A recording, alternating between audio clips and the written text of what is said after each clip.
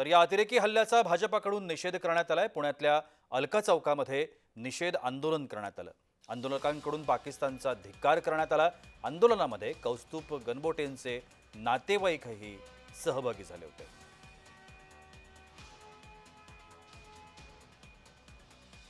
Alka talkies परिसरामधली ही दृश्य आपण पाहतोय। भाजपानं या ठिकाणी पुण्यातल्या अलका टॉकीज परिसरामध्ये हे आंदोलन केलंय। कौस्तुभ गणबोटे यांचे नातेवाईकही या संपूर्ण आंदोलनामध्ये सहभागी झाले। ज्या 6 जणांचा महाराष्ट्रातल्या मृत्यू झाला त्याच्यामध्ये कौस्तुभ गणबोटे यांचा देखील समावेश आहे।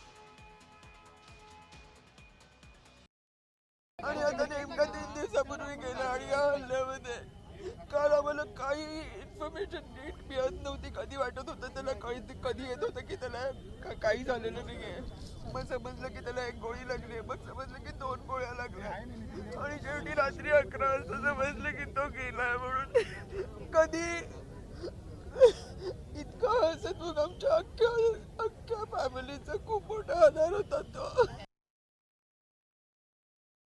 आपण पाहतोय की पहलगाम मध्ये ज्या पद्धतीने हिंदूंवरती भ्याड हल्ला केला गेलाय याचा निषेध करण्यासाठी आज भारतीय जनता पार्टी या ठिकाणी रस्त्यावरती उतरली।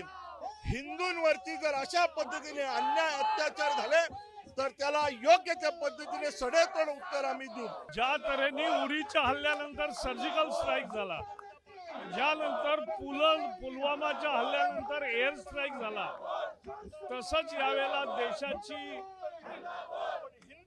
खात्री आहे की मोदी सरकार निश्चितपणाने दहशतवाद्यांना धडा शिकवेल, पाकिस्तानला धडा शिकवेल।